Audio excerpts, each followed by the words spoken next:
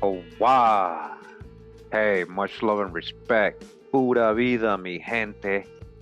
Yeah, we're going to continue this series, Nations of the World, where we try to get more specific into certain people, certain nations, certain tribes of the world, see what we can find of their origin. Today, we're going to be talking about the Shona people, a Bantu speaking African people. But were they always from this region of the world? And that's what we're going to talk about today. So thanks for tuning in. Appreciate you guys taking the time to do that.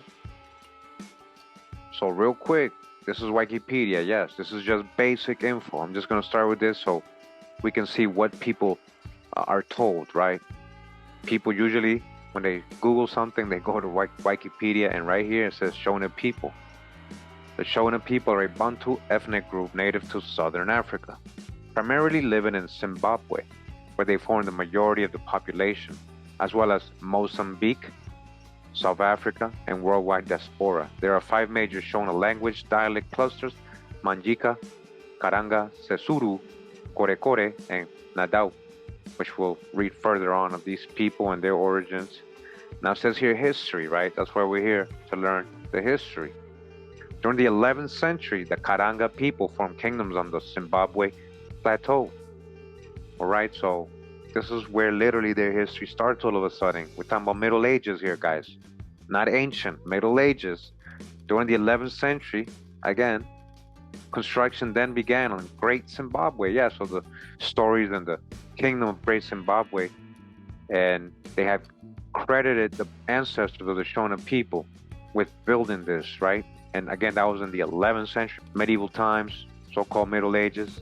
The capital of the kingdom of Zimbabwe, the Torwa dynasty ruled the kingdom of Butwa, and the kingdom of Mutapa preceded the Rosvi Empire, which lasted into the 19th century. And it goes on to describe the rest of the history. Down here it says the Shona people were also part of the Bantu migration, where they are one of the largest Bantu ethnic groups in sub-Saharan Africa. So what does that mean? That they migrated, we're going to learn today, into this region of the world that wasn't always from there. We're going to hear a person born of an ancient Shona line, and he's going to tell us where his people really came from. But I just wanted to show you guys the overall brief history, what people get mainstream, so we can just know that they don't have pretty much more than that, guys. I'm going to show you.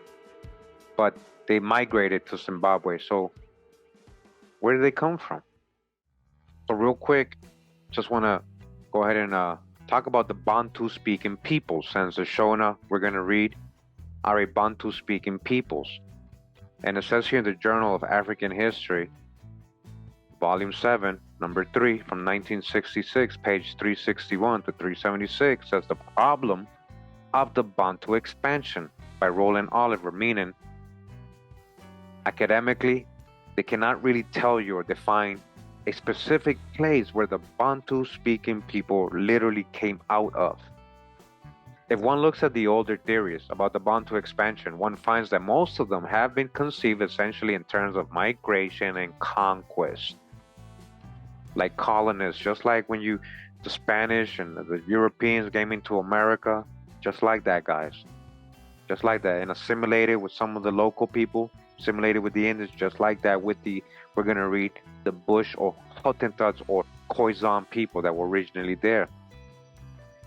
For example, Sir Harry Johnston, who was by far the greatest Africanist of his day, in a famous paper read to the Royal Anthropological Institute in 1913, pictured hordes of Bantu invaders fanning out over the southern half of the continent like so many hordes of 19th century Zulu raiders. All Bantu Africa of today, he said, except the heart of the Congo forest and the region south of the Zambezi, must have been more or less thickly populated before the Bantu impressed with extraordinary rapidity and completeness their own type of language on the tribes they conquered. They conquered. They were newcomers to the area, guys. They were not from there. I see these people, he says, not as agriculturalists spreading over a virtually empty land, but as a dominant minority specialized to hunting with the spear. constantly attracting new adherents by their fabulous prestige as suppliers of meat, constantly throwing off new bands of migratory adventurers until the whole southern subcontinent was iron using and Bantu speaking. All right. So what I'm trying to show you guys is that these Shona people, they are Bantu speaking. They are the same people they're talking about. They came later on into the region, as we just read in Wikipedia. Like their real, historical history starts in the Middle Ages. All of a sudden, they are the people who construct the Great Zimbabwe Kingdom and buildings and walls that they find today. The ruins. So it's a pretty good article regarding the Bantu speaking migrations and relations to other peoples in Africa based on the linguistics. They do show, settlements before them reaching Zimbabwe near the Great Lakes of Africa, Tanzania region, all that, and possibly coming from even further north. But they don't know an origin. And this whole article, you'll read the whole article and they'll tell you, yeah, we don't know still. But we can link these people's histories together and we can see a migration path, but we don't know an origin. All right, so I just wanted to point that out about the Bantu speaking people, which the Shona are invaders, are conquerors, are migrants, immigrants to the area of Zimbabwe. All right, now Zimbabwe was actually called Rhodesia anciently, right, or first.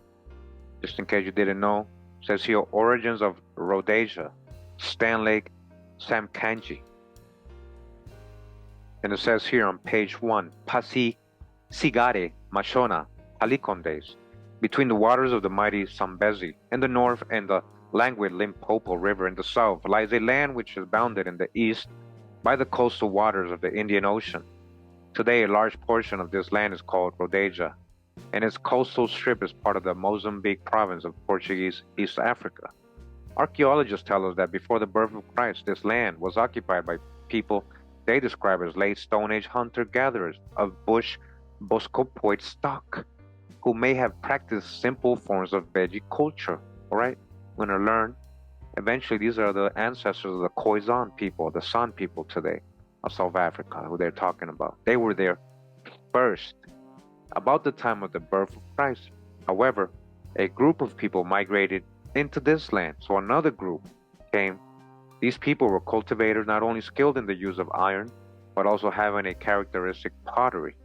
In archaeological literature, they are described as Iron Age immigrants.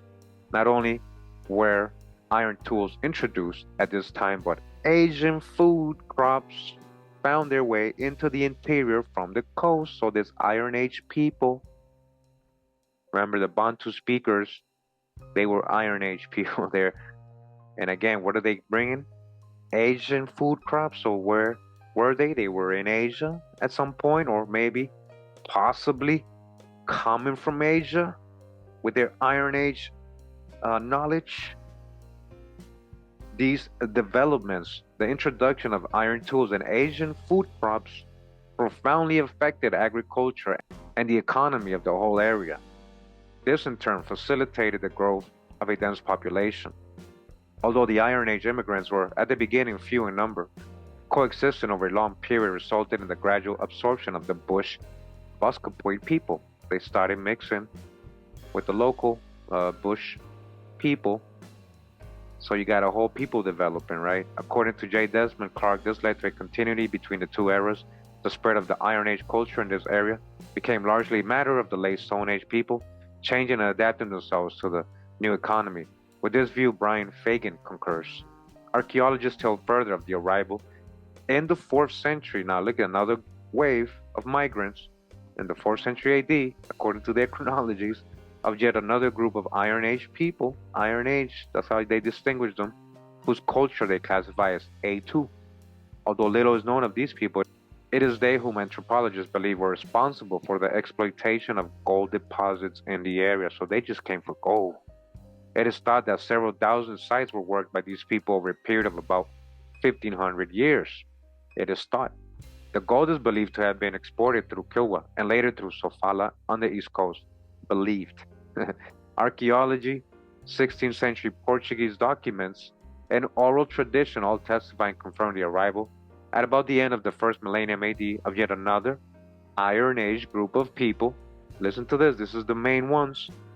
All right, we're talking about first millennium AD, 1000s AD, 1100s, Middle Ages, another Iron Age people. So eventually there was what they telling us, three migrations of Iron Age people coming in and invading or mixing or assimilating with the local Bush or Khoisan people. We're gonna learn. So they were this last wave of Iron Age people. They classified as B1. Again, 1000 ADs, 1100s. It is this group which they assure us definitely spoke a Bantu language. So this is as far as they can say, okay, these are definitely Bantu people. That's what I was saying earlier about the Shona people, right? All of a sudden, Great Zimbabwe, all of a sudden, 1100s. Where's the history before that? And they arrived in successive waves from the north. Today, it is credited with having built throughout this area various stone structures, of which those known as the Great Zimbabwe are only the largest and the most famous. It is this group which today is believed to have established the great empire of Mwene Mutapa, Mono Mutapa to the Portuguese, and this was later superseded by the equally great Roswi Empire of Mambo, about which Abraham has said, it is difficult to identify another Bantu state or association of states which can view with the empire of Mutapa for length of historical development, variety of ethnic origins and complexity of problems associated with the catalytic action of not one but two communities of exotic origin. Exotic origin, the Arabs and Portuguese. European knowledge and understanding of Mashona history has obviously made great strides in the last 2 decades. There was a time when the building of Zimbabwe was ascribed to Phoenicians and Arabs and Europeans, even Dravidians. Anyone except Africans, right? It was even argued at this time that the Makaranga of Mono Mutapa could not be the Makaranga of today, since there is nothing in present-day Makaranga to show that they were once a great people. Fagan has identified the Mashona as the Iron Age B1, so this is the last wave, or period 3 people, and therefore the builders of the Zimbabwe structures, the Mwene Mutapa and Roswi empires. Who are the Mashona? The word Shona, Professor Ranger points out, does not relate only to people who lived in the area now known as Mashona land. It is a linguistic term used to describe a group of dialects spoken throughout what is now known as southern Rhodesia and in parts of adjacent territories. These dialects, Kalanga, Karanga, Sesuru, Korekore, Manjika, Nadao, do not have a precise ethnic connotation either. Thus, when we speak of Shona people, we mean all those who speak or spoke dialects of Shona over this wide area. When we talk of Sesuru peoples, we mean those who spoke the Sesuru dialect and who lived in a particular district of the Shona linguistic area. So you guys kind of get what they mean? All right, now look at this. It says the oral tradition of some Mashona tribes is that they came from a place in the north called Guru Wuskwa. All right, remember that word, Guru Wuskwa. No one is able to say exactly where Guru Wuskwa is. Very important right there. Take notes right now. Are you paying attention? Wake up if you weren't. Okay, this is their legendary home of the Shona people. And scholars or no one is able to say exactly where Guru Wuskwa is. So if they can't tell you where Guru Wuskwa is, then how can they tell you where it's not? And there's a reason I'm saying that right now, guys. You're going to hear it from the horse's mouth yourself. I'm talking about a very prominent member of these people, of the Shona people. He's going to tell you exactly where Guru Wuskwa was and where they were coming from. All that is known about it for certain is that it is somewhere Kuchamhembre in the north and has tall grass. So that could be anywhere, guys. Guru Wuskwa literally means big or tall grass. Perhaps it is in the savannas.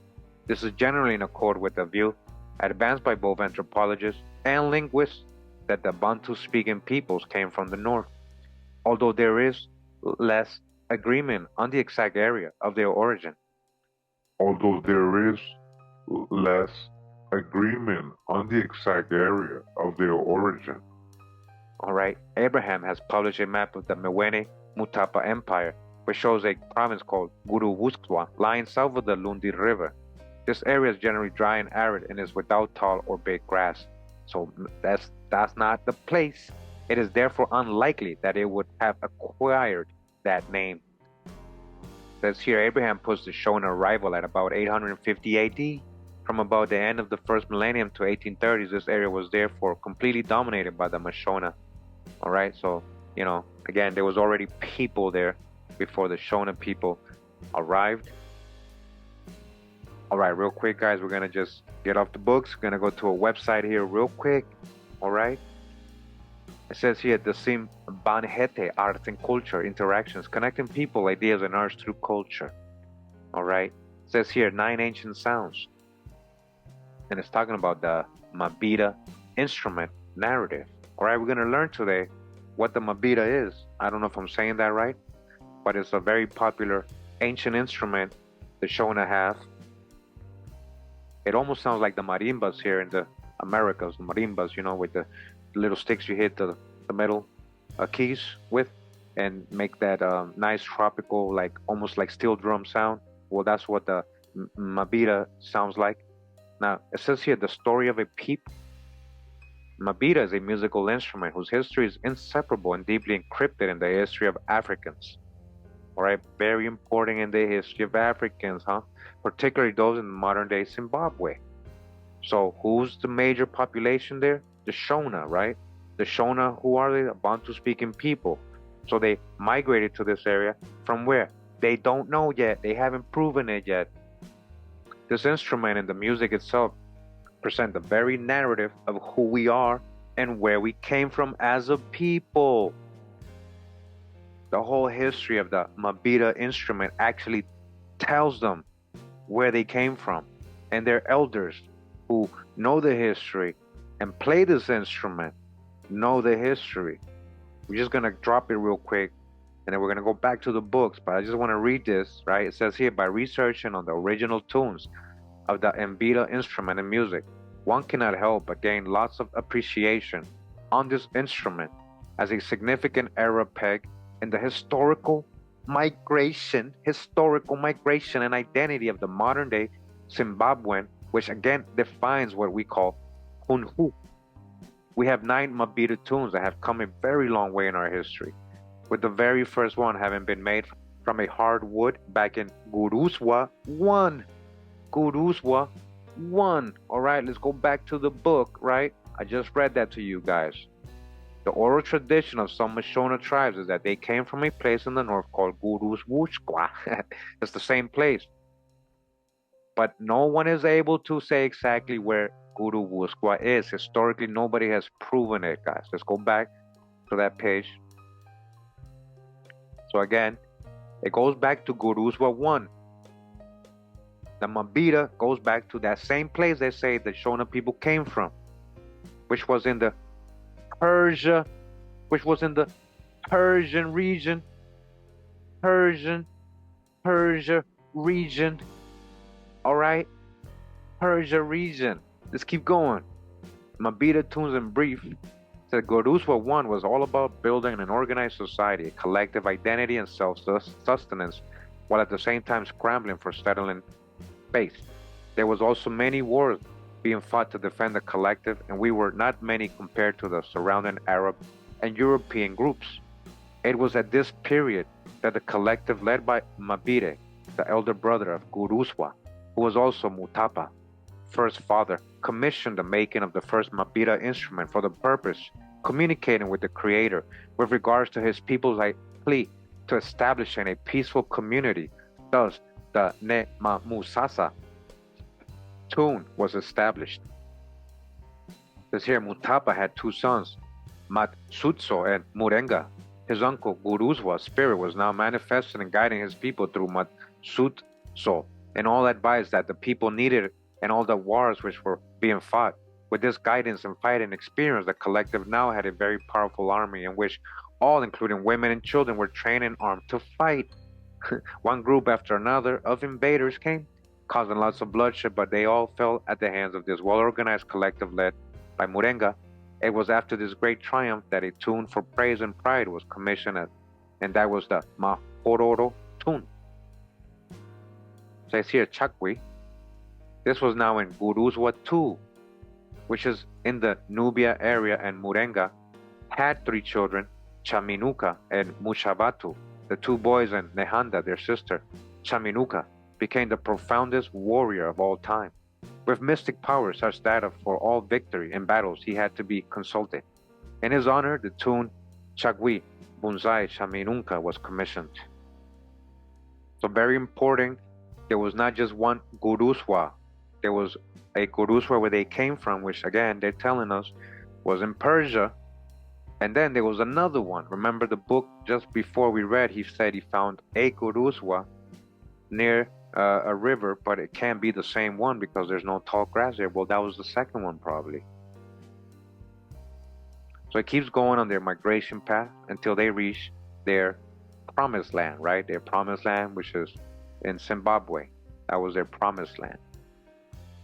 But again, just want to make sure you understood. Guruzwa 1, or that legendary place, was in Persia. Persia. Remember, they brought Asian crops with them.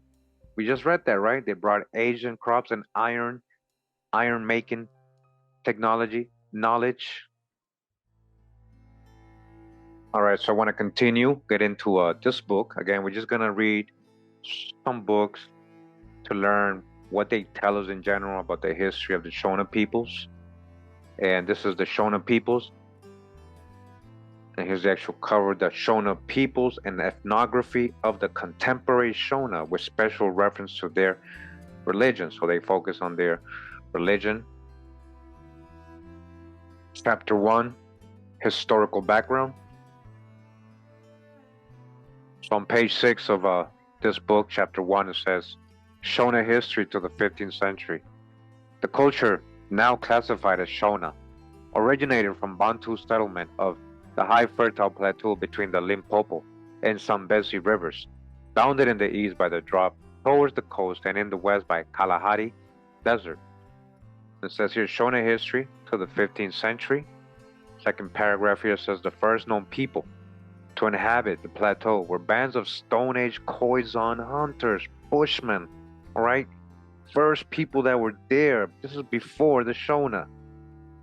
The Khoisan hunters, bushmen, who left a heritage of rock paintings wherever suitable rock surfaces are to be found. They were known for their great art, their cave paintings. It was very beautiful, very detailed. They left a whole bunch of it all over. They haven't found all of them yet. The rock art associated with these hunting bands seemed to have died away by the 15th century, by which time groups of agricultural and pastoral Bantu speaking peoples were well settled in the country. All right, so again, when we start reading the history of Zimbabwe or the Shona people, there is a little bias here, with all respect, because, they don't want to, a lot of times, accept that many of the Bantu speaking peoples were invaders and conquerors, not just pastoral, agricultural people. We just read it, right? In general, and that was from the Journal of African Studies, right? This is exactly what they were pointing out.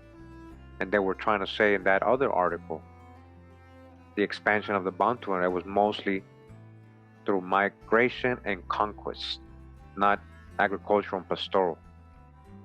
But yeah, they had already settled there and become agricultural and pastoral people. It is unlikely that the new settlers violently exterminated the previous inhabitants. See how he's trying to point that out and say, no, it can't be true. Why did he have to even mention that? Bands of hunters are not easily tracked down and eradicated in the hilly and wooded country of the sparsely populated plateau. All right, so that's the reason he says why it wouldn't work. No, they actually did displace, a lot of times assimilated with the Khoisan people. They did do, colonial things to them, like what colonists did to the American Indians. There's no sugarcoating that, guys.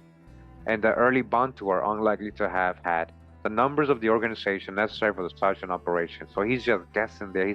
That's his whole explanation why it can't be true that they actually were conquerors of the Khoisan. The Khoisan hunters may have found that agriculture and stock raising provided a more secure livelihood than their traditional wanderings, and growing settlements of herders and agriculturists made the life of hunting and gathering more difficult.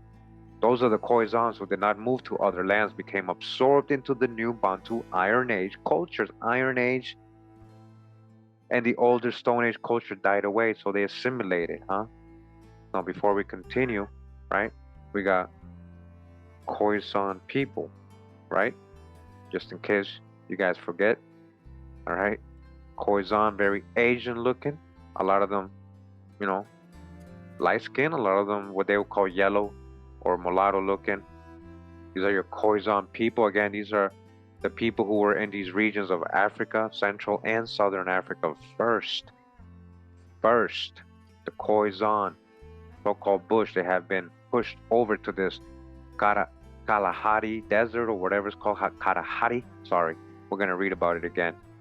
So, yeah, that's where they're living now. They were pushed over there by the Bantu speaking peoples who migrated into Africa. And as you can see, the Khoisan, very Asian looking. There's a whole history. I got a whole video coming. All right? When I gather all the info and why I'm going to say what I'm going to say about where I think they came from, the Khoisan. So, but they're part of today's presentation, right? Because they were, again, the first people in most of Africa. That's what they look like. A lot of them looking like what a lot of people try to call Mongoloids or Mongols. All right? So, again, we got to dodge the hijack with all our stereotypes. These are your Khoisan right here. Again, a lot of them very light skin or what they call yellow skin. You're going to read it in some of these books. So we go back to the book. Because the first Bantu had arrived on the plateau by the end of the 2nd century. Little is known of the first Bantu migration from the north. The people who settled in what is now Zimbabwe appear to have been related to the ancestors of many peoples now established to the south of Limpopo River, including the Nguni, Soto, Tosonga, Venda, and Chopi peoples. All right, so I want to read this again. This is their book, right? The Shona Peoples, probably written by a Shona person. It says the first Bantu had arrived on the plateau by the end of the 2nd century. Little is known. So this is the second wave we read about of the Iron Age people. Little is known of the first Bantu migration from the north. Little, they don't know. This is what I want to point out. They don't know where the Shona people really came from. Remember, they were telling us in the other book, right, that they came from a place in the north called Guru-Wuswa. But no one is able to say exactly where Guru-Wuswa is. All right, correlating with what they're telling you in this other book. Little is known of the first Bantu migration from the north. So what I'm trying to point out, guys, and repeating, the reason I'm doing that is if they can't tell you where they came from, how could they tell you where they didn't come from? Especially one of their tribal elders is telling you where their people came from, all right? We read earlier with that Mabita, right? What it was saying, what did it tell us where Guruswa was? In the Persian region. Let's keep going, see what else we can learn.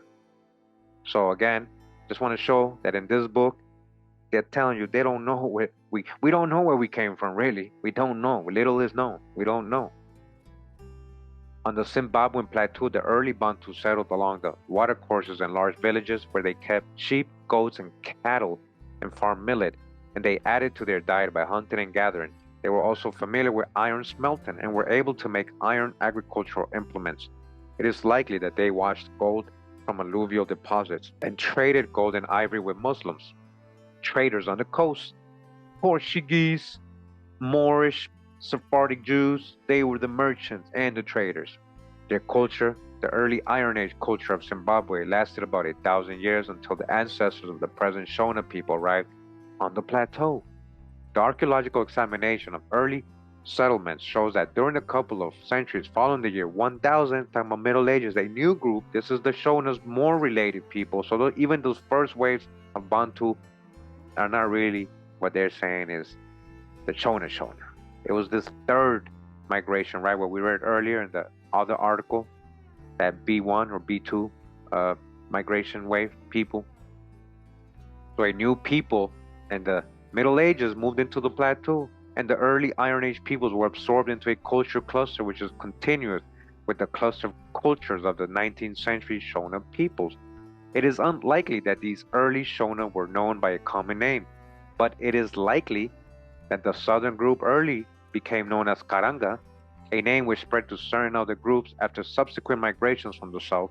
The name Shona is of recent origin and was applied to all the Shona speaking peoples only after the British colonization of the country. The later Bantu or early Shona brought a number of changes, a simpler form of pottery, a greater emphasis on cattle as opposed to other livestock, and improved mining techniques with which they were able during the course of the next 900 years to use up most of the surface gold on the plateau. The trade of gold and ivory brought into the interior a few ceramics and large quantities of cloth and beads, and with the improved economy came larger settlements growing around wealthy men who could gather followings of dependents.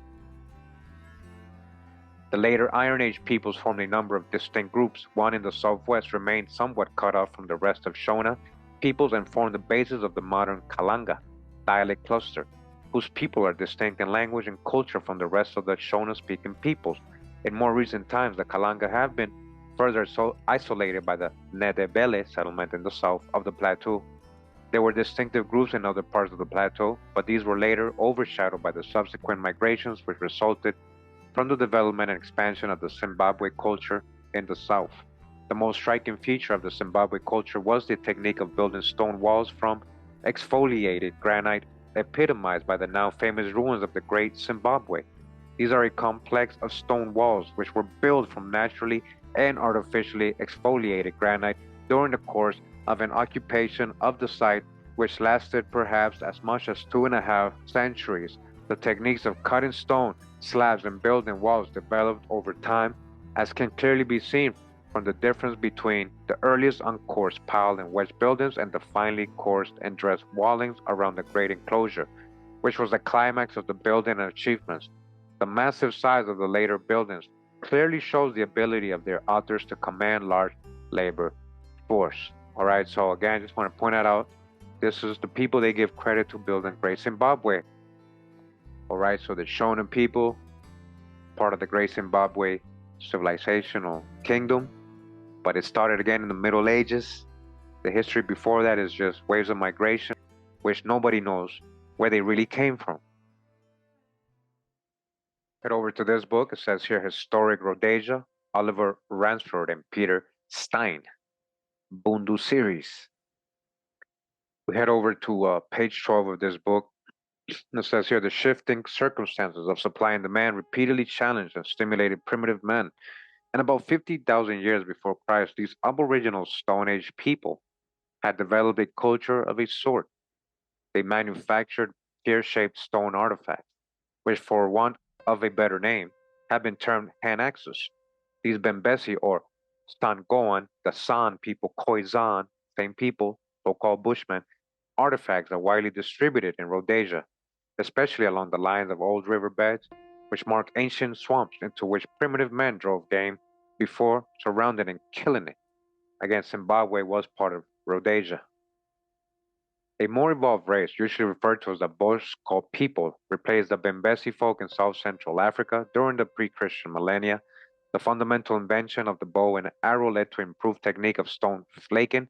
This allowed the manufacture of tiny barbs and points from quartz and other rocks which were used for arming spears and arrows. The Bushmen, a culturally more developed race, in part derived from the Bosco folk, now emerged. We can with fair confidence identify these hunter-gatherers with the late Stone Age microlithic industry of Rhodesia, and with the immense number of painted cave murals, which are one of the chief glories of the country. So they left a lot of great art, again, remember. With some validity, the Bushmen may be accepted as the first Rhodesians. All right, the first Rhodesians. The Bushmen, the Khoisan. Again, the Khoisan, the first Rhodesians. The Khoisan or Bushmen, first Rhodesians. All right, first Rhodesians. They belong to the Capoid or Khoisan race, which is quite different from other subspecies of mankind. Today, only a few Bushmen live in Rhodesia. But many of the countries Bantu carry these ancestral genes in their blood, all right? Again, a lot of the Bantu didn't just invade and remove them, kick them out. They assimilated with the local Khoisan people. So a lot of the Bantu people today, a lot of the Shona people do carry some of the Khoisan blood too. Because of their inborn artistic talents, these first Rhodesians must be considered here in some detail. According to one theory, the Bushmen are autochthonous of Aboriginal origin, being derived to at least a large extent from the Boskop folk. Other authorities believe, however, that the Kapoids are descendants of a race driven from their original homes along the African littoral of the Mediterranean, from the Sahara, from the Mediterranean, coming close to Europe, huh? You mean possibly? Future video, guys. Who are the Khoisan? All right. From there, it has been suggested they migrated over a then better watered Sahara into central southern Africa. All right. So they were in the Mediterranean. So where were they before they were there? Did you guys know the history of the Khoisan starts right there? They have no history of them leaving Africa before they re-enter it again. That's the whole story. They tell us that they had left maybe in ancient times, nobody can trace it, and that they returned. Returned from where?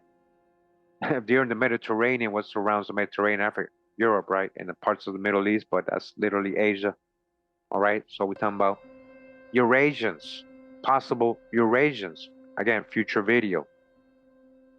So they went from the Sahara into Central and Southern Africa.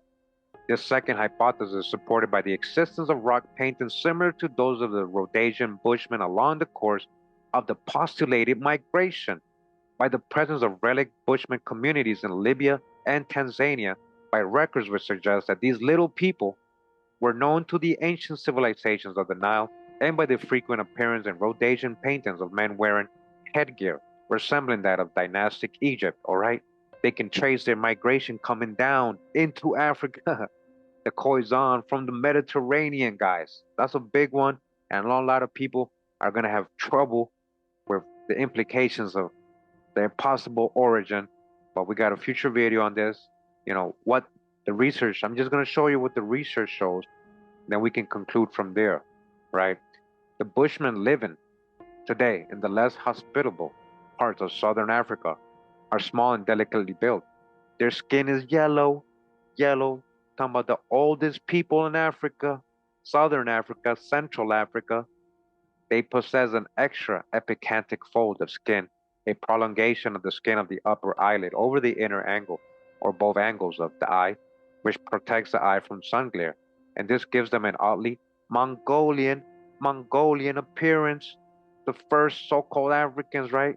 There's three groups, guys: Berbers, Khoisan, and Pygmies. These are the oldest groups of Africans. Khoisan, yellow, looking oddly Mongolian, huh? Their hair grows in tight peppercorn spirals. The women in particular exhibit steatopygia, bulging buttocks, which is accentuated by sway back. At puberty, the nipples of the Capoid girls are far larger than in other races, and men, the penis is set in the infantile, semi-erect position. It has been suggested that the racial characteristics of the Bushmen are due to the circulation of the excess of estrogens, female hormones, in the blood, rather than being an adaptation to the harsh living conditions in the deserts they now inhabited. All right, so that's a little of their theory. So it says the Bushmen differed from other races not only in their anatomy, but in their psyche too. In their halcyon days, they were peaceful people who were usually gifted artistically and were so uncannily expert in bush lore that they could regularly track down game animals and dispatch them with minuscule bows and arrows.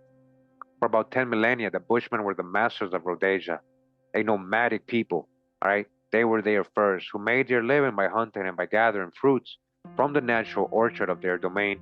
So isolated were they from the world that they faced no competition for land until the arrival of Iron Age people with Asian crops, right? Remember? In Rhodesia during the early years of the Christian era. For centuries then, the Bushmen were left free to develop their artistic talents to cover the caves and rock shelters of the granite hills in the country with painted murals which can compete in technique with any other school of naturalistic art in the world. Oh, continuing a little further down, it says here, sometime during the first or second centuries after the Christ, a race culture superior except in painting to the Capoids moved into Rhodesia. Evidence exists to suggest that we can identify these immigrants with the Hottentots who centuries later were established at the Cape of Good Hope when it was first discovered by Europe. These early Iron Age people, who were to be delineated with such felicity by Bushmen artists, had come from the region of the Great Lakes. They were semi-nomadic farmers who grew crops of grain, chiefly millet, as indicated by the number of stone quarries that were left behind along their migration routes.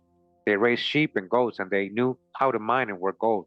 The few skeletons of these early Iron Age migrants, which have survived, show evidence of Negroid origin, such as dental mutilation. So this is a big one here. I want to show you how they're trying to distinguish the Khoisan, the local people that were indigenous there to the area, autochthonous, as not Negroid. They're saying that this is the first Negroid people there, the Bantu Iron Age people that started arriving. Remember, they were calling them yellow skin and appearance Mongoloid. But they were probably not pure Negro, and instead had Bushman and Hamitic genes in their blood. What you mean? So that's the hijack, obviously, right? These proto-Bantu were skilled in the manufacture of pottery, and they appreciated the barter value of gold, which they collected mainly from Rhodesian rivers as alluvium. These people seem to have maintained a tenuous contact with the East Coast, which by now was being visited by Oriental traders. It is generally conceived that the Iron Age came thus to Rhodesia through the migration of a new race. A new race. But we must appreciate that change may have come about from the diffusion of new ideas and their acceptance by the aboriginal race in what amounted to a cultural revolution. Indeed, the use of homemade iron implements may have enabled the Bushmen to grow food crops, which allowed them to attain greater stature of mind and body, to become, in short, more advanced Hottentots who afterwards interbred with Proto-Bantu present down from the north. They started mixing with the Bantu. So going back, we got a picture of here of a Khoisan Bushman, all right? You see? First people of Africa, southern and central Africa at least, and many parts of Africa actually. You heard, coming down from the Mediterranean. So it says this new breed of Rhodesians was visited during the 8th century AD by prospectors from India, where gold production was diminishing, and under their influence, mining techniques improved and expanded. Open stopes and shafts were dug to reach the gold ore, which was then crushed and concentrated. Craftsmen beat out the refined gold into wire, beads, and foil, which were bartered from tribe to tribe until they reached the coast for disposal through Arabs and their crossbred descendants, the Swahili. All right.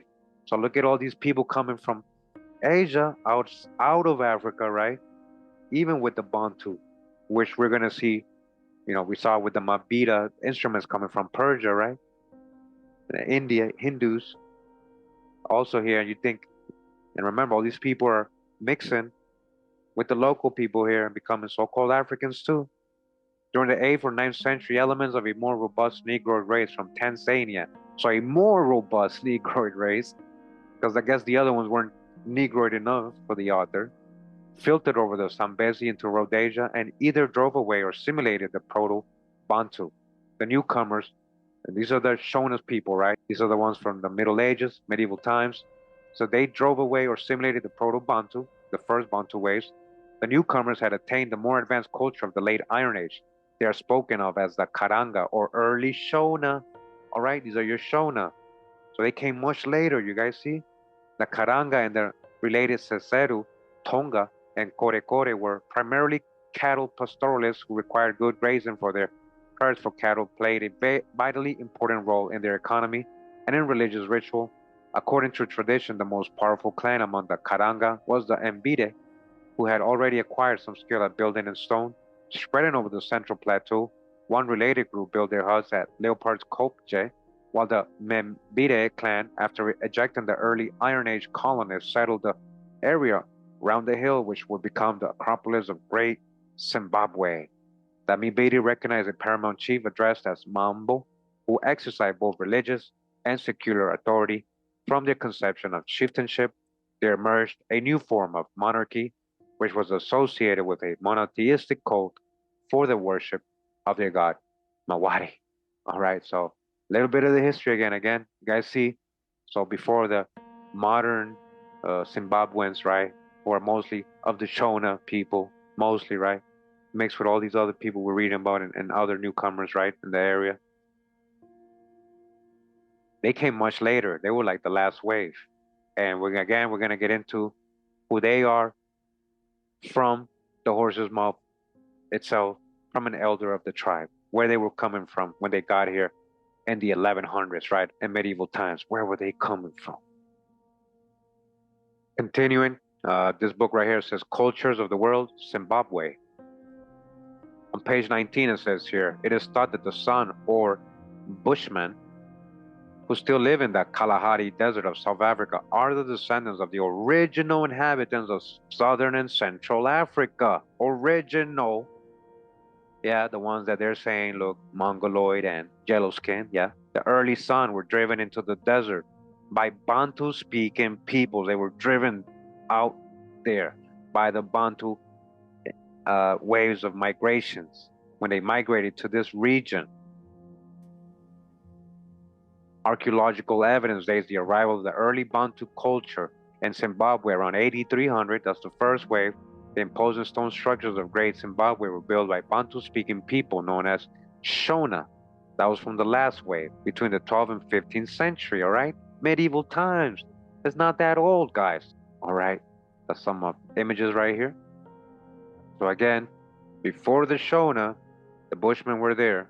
And the Shona again, 12th to 15th century, right? It told us.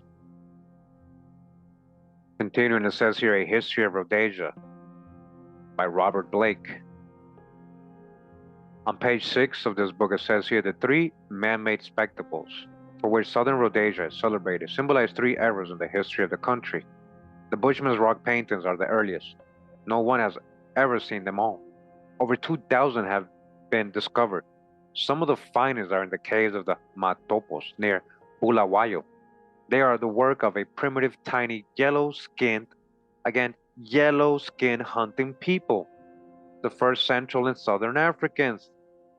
The Bushmen supplanted whoever were the previous inhabitants of the plateau at a time probably between 6,000 and 5,000 BC. The pictures are works of art and amazingly vivid. From them one can reconstruct it only in shadowy outline, the way of life, its heyday, decline and twilight, of a race now vanished except for a few pathetic survivors who still eke out of a precarious existence in the desiccated wastes of the Kalahari Desert. At a date not known with any precision, they were driven out by the Bantu. All right, they don't know, we don't know when they were driven out, but again, right? Who? The Bantu Iron Age people that came in three different waves, migration waves, a race unmistakably Negroid. You see how they separated them from the original autochthonous African yellow skin who had the appearance of the Mongols? You see how they're distinguishing them? They're saying, well, this is a more unmistakably Negroid people, more advanced, formidable, and aggressive. The forebears of the Shona speaking peoples, the Shona, who constitute 3/4 of the African population today. Again, what they do, a lot of them, their ancestors drove away the original Khoisan people. Mention of the Bantu leads naturally to the second of the great man-made monuments for which southern Rhodesia is famous, the celebrated dry stone ruins of Zimbabwe, a few miles south of what is now Fort Victoria. The Great Zimbabwe, the word simply means burial ground of the chiefs, is spread over some 60 acres. It probably originated as a shrine of Mawari and later became a political capital.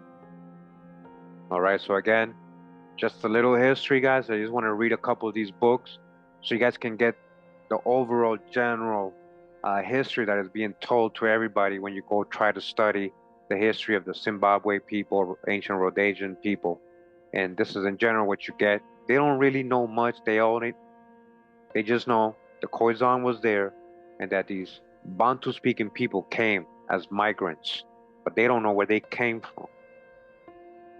So real quick, guys, when I introduce you to Gari Kayi Tirikoti, he's a elder of the Shona tribe.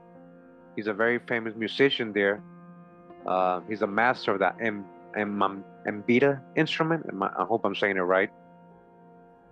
I just want you guys to hear what he has to say about the origin of his people. Real quick, just to get to know him, it says Garikayi Tirikote was born into a Shona traditional healer's family. All right, traditional healer's family. He is from one of the main lines of the Shona people in the Chihota rural area of Zimbabwe. He started playing Mbira Deza Badimu from a young age, participating in the all-night Bira ceremonies with the elders. At the age of 6, he already became something of a local attraction, and by the age of 16, Garikayi was already considered an Mbira master. Soon after moving to Harare at age 17, he began to have vivid dreams in which he heard new Mbira tunings that were not previously played. He began making new Mbiras in those tunings and developed his own 7-piece Mbira ensemble, combining instruments in various tunings. Initially, Mbira conservatives resisted his innovations, but eventually his music was accepted, and Gari Kayi became one of the leading urban innovators in Zimbabwean music, influencing such well-known bands as Mbira Desenharira. He now lives in Chitungwiza, a satellite city of Harare, and is currently developing his new 28-piece Mbira orchestra, all right? So, again, Gari Kayi Tirikoti, a Zimbabwean Mbira player, instrument maker, composer, arranger, and teacher of Mbira music, which is part of the history and the folklore of his people. All right, Tikoti is credited as the first to develop the Mbira orchestra, where differently pitched and differently tuned Mbiras are combined in a single performance. So real quick, I know guys, just want to show you Mbira. This is what it looks like, and they play with their thumbs, and then they have like a almost like a steel drum sometimes next to it, you know. But that's what it looks like. And again, we read earlier, right? The Mbira, right? Mbira, 9 ancient sounds, the story of a people, the Mbira instrument. The first one came out of where? Guruzwa 1, which was in Persia. Persia. So Gari Kayi Tirikoti, right? That's the guy. We're going to hear him tell us where his people is from. All right, so real quick, guys, we're going to go ahead and hear from Gari Kayi himself. He's going to tell us where his people are coming from, what is the oral traditions and the history. So I'm grabbing the excerpt from this video right here, Chaminuka Nadimambo, the story of Chaminuka Nadimambo, 2 brothers, I believe. It says here, Tales of Zimbabwe series brings you a piece of Shona culture, where Sekuro Garikayi, recounting the story of one of Zimbabwe's most respected spirit mediums, Chaminuka. All right? Yeah. What I know about Chaminuka, it's a long story of Chaminuka. Chaminuka's body was surviving in Persia. In Persia. All right? Chaminuka's body was surviving in where? Persia, he said. Listen. Do you know Persia? Do you know Persia? Yes. That's where most black people came from. He said, do you know Persia? He said, yeah. Well, that's where most black people came from. Well, you know, when he says so-called black, he's talking about his folk, his people. You know, all skin folk and kinfolk, remember that.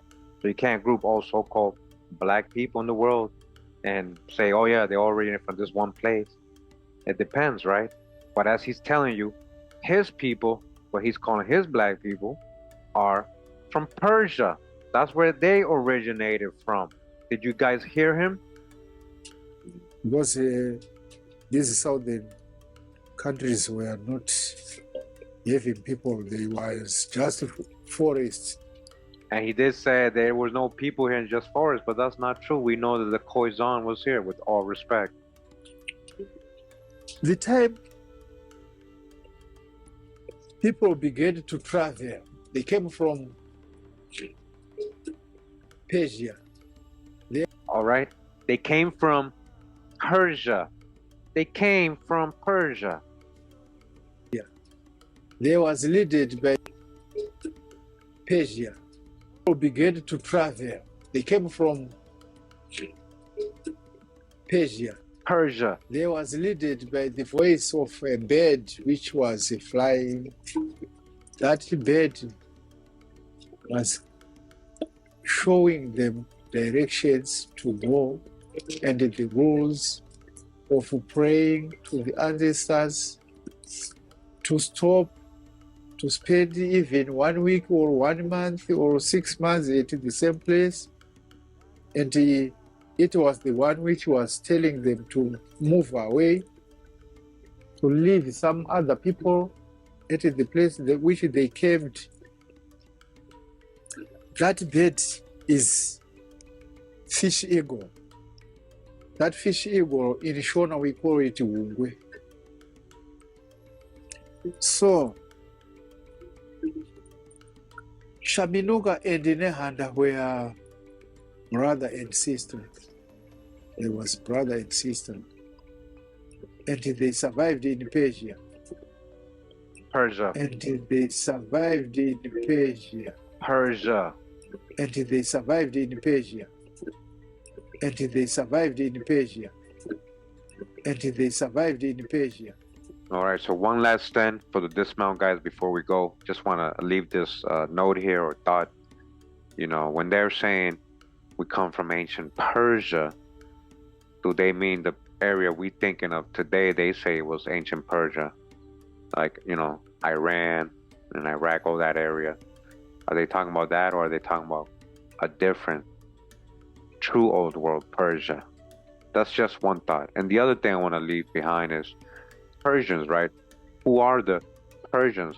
So according to Josephus, aka Piso, we're going to read Antiquities of the Jews, his book, book 1, chapter 6, and that's on page 26, and it tells us Shem, when it comes to genealogy, right? Shem, the third son of Noah, had 5 sons who inhabited the land that began at Euphrates and reached to the Indian Ocean.